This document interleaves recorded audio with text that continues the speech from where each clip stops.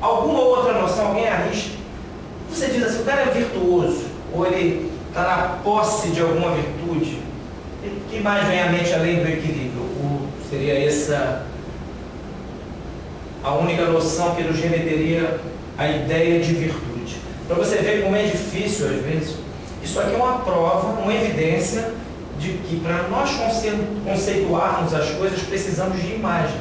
Aquilo que Santo Tomás chama de fantasma, assimilando uma linguagem grega. Ou seja, eu para imaginar Deus, por exemplo, qual seria a melhor forma gráfica de representar Deus? Eu preciso, para expressar isso, eu preciso de uma imagem. Eu não tenho a intuição direta das essências das coisas. Eu preciso, para chegar a elas, ter um ponto imagético em que me apoiar. Muitos já disseram que a melhor forma de representar Deus, como eu ouvi numa bela palestra do professor Carlos Nogueira, é um ponto. Em latim, toto simo, tudo simultâneo. Porque Deus é o ato puro, sem mescla de potência, ele é perfeitíssimo, tudo nele é uma coisa só, mas nós só conseguimos imaginar algo assim, um ponto. Que o ponto é todo simultâneo, tudo é igual a si mesmo em um ponto, ele é quase indiviso, e Deus é uno e indiviso. Mas bem,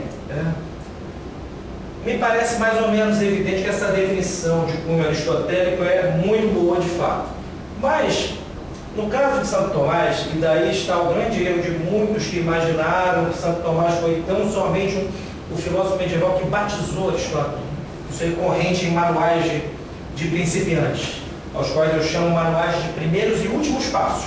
O sujeito começa ali, nunca mais ele se acerta.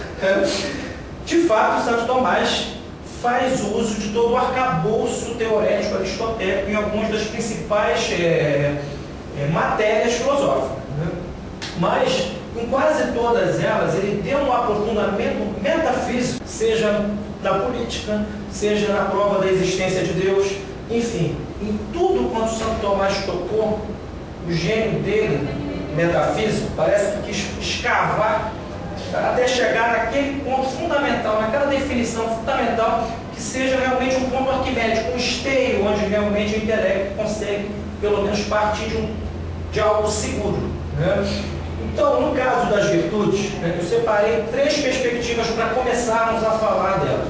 A primeira delas, a primeira constatação, só um parênteses aqui, na Suma Teológica, Santo Tomás tratou do tema das virtudes em diferentes obras, mas na Suma Teológica, em duas partes, especialmente ele o fez de forma detida. Na prima segunda da Suma, a Suma Teológica, para quem não sabe, é dividida em 3 partes. Tem a primeira parte, na verdade são 4 partes, se pensarmos bem. A primeira parte da segunda parte, chamada prima secunda, a segunda parte da segunda parte e a terceira parte. Então, Santo Tomás abordou, existe uma questão sobre as virtudes, se não me falha a memória agora, acho que é a questão 55 da prima secunda, em que ele arrola, do ponto de vista metafísico, o que seriam as virtudes. E também, na segunda, no trecho em que ele fala sobre a temperança como virtude cardial, ele também fala sobre o conceito de virtude, mas aí já numa perspectiva que não é, embora também seja metafísica, já são desenvolvimentos daquilo que se disse anteriormente. Então, a primeira coisa que ele assinala é que a virtude, antes de tudo, é um hábito. Vocês estão lembrados aqui? Você estava aqui, Teófilo, na aula sobre a intelecção, o que é o conhecimento para Santo Tomás, e ficou assentado mais ou menos que, segundo Santo Tomás, conhecer é um movimento acidental da potência intelectiva. Lembra dessa aula? Movimento naquela perspectiva aristotélica, que não é só um movimento local, se dá naquelas 4 categorias de que nós falamos, não vou repetir. Então, e chegou-se à conclusão no final que a ciência é uma espécie de hábito mental da verdade. O sujeito dito cientista, na perspectiva de Santo Tomás, não é o cara que está lá no laboratório, enfurnado em pesquisas empíricas ou experimentos empíricos apenas. É óbvio que a ciência pressupõe uma pesquisa dos dados. Qualquer ciência, ela tem um elemento material. A pesquisa, na verdade, é dos dados materiais. Mas as conclusões Depois a que o cientista chega, né, ou seja, depois de vários experimentos, depois de partir de várias premissas, etc., essas conclusões, quando se tornam habituais, elas se transformam numa imagem, ou seja, quase como o hábito é uma qualidade na alma, ele vira quase uma segunda natureza. Então você pode dizer que o sujeito detém uma ciência. Ele não precisa consultar uma bibliografia a todo momento para expressar a verdade da sua ciência. Ele já tem habitualmente na mente. Então a ciência é o hábito mental da verdade. Quando aqui Santo Tomás fala hábito, ele também está expressando, do ponto de vista metafísico, o intermédio, ou seja, o intermediário entre a potência e o ato, que o hábito é exatamente isso, ele é um intermédio entre a potência e o ato, no plano metafísico. No plano ontológico é uma qualidade, no caso da ciência é uma qualidade imaterial. Eu passei do desconhecimento ao conhecimento, eu adquiri uma qualidade, que não me muda substancialmente, é um acidente, por isso que se diz que conhecer é um movimento acidental, nesse sentido metafísico. Eu não sou o conhecer, eu sou o ser. Eu sou humano, compartilho na minha forma meditativa da essência da humanidade, mas essa substância humana não se altera se eu sou mais ou menos ignorante ou se eu conheço mais ou menos.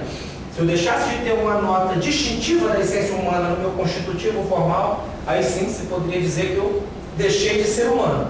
Um sujeito burro, mágico, completo, não deixa de ser homem por isso. Alguns nos presenteiam esplendorosamente, uma burrice que para mim é um mistério, mas nem por isso deixam de ser homem. Até porque veremos daqui a pouco mais que entre as virtudes intelectuais e as morais há uma relação.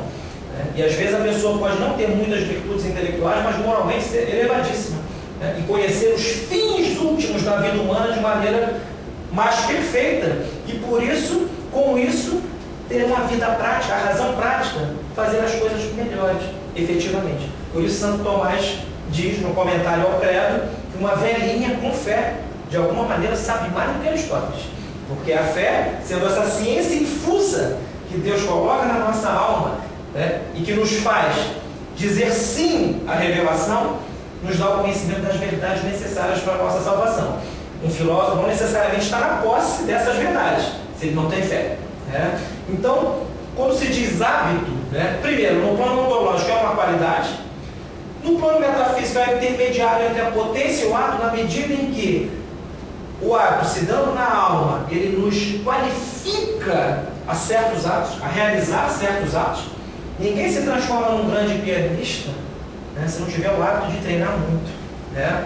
O hábito predispõe a alma a realizar certos atos. É nesse sentido que ele é um intermediário entre uma potência e o ato.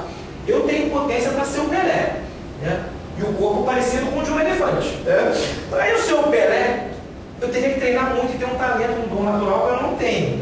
Mas eu tenho potência para ser, porque na minha forma meditativa está escrita essa possibilidade. Um gato talvez não a tenha, um rato, um animal sem potências intelectivas. Nós temos potências para todos os inteligíveis, mas dada a nossa indigência metafísica, a nossa limitação, nós só atualizamos em geral algumas. Você imagina um sujeito que reunisse em si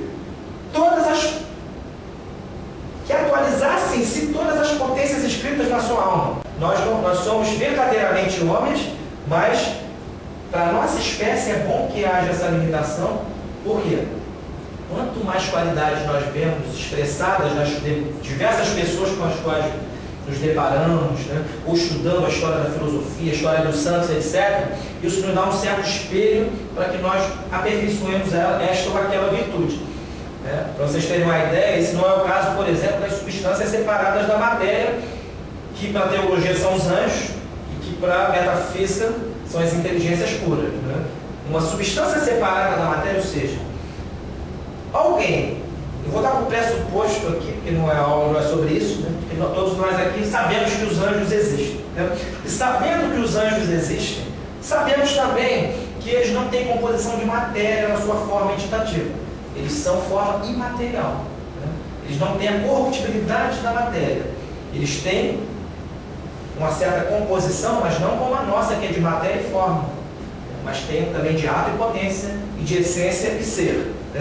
No caso dos anjos, diz Santo Tomás que um só anjo, dada a sua perfeição absoluta, reúne em si todas as qualidades da espécie.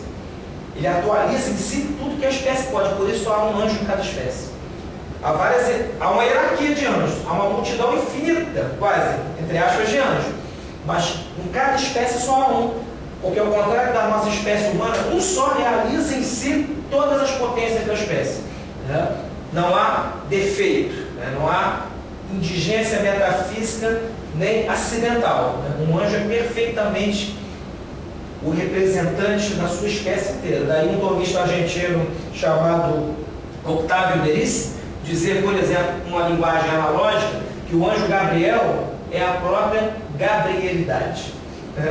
Eu não sou a humanidade, eu sou um homem. Tem o Pedro, né? Nenhum de nós aqui, cara. Nós compartilhamos a essência humana. Eu não posso dizer eu sou a humanidade, mas cada anjo é a sua essência, vamos dizer assim. Então, mas mesmo os anjos têm hábitos também. Depois podemos falar sobre isso. Então, no plano metafísico, esse intermediário entre a potência e o ato. E no plano teleológico, é uma disposição, do latim disposição para atualizar certos fins.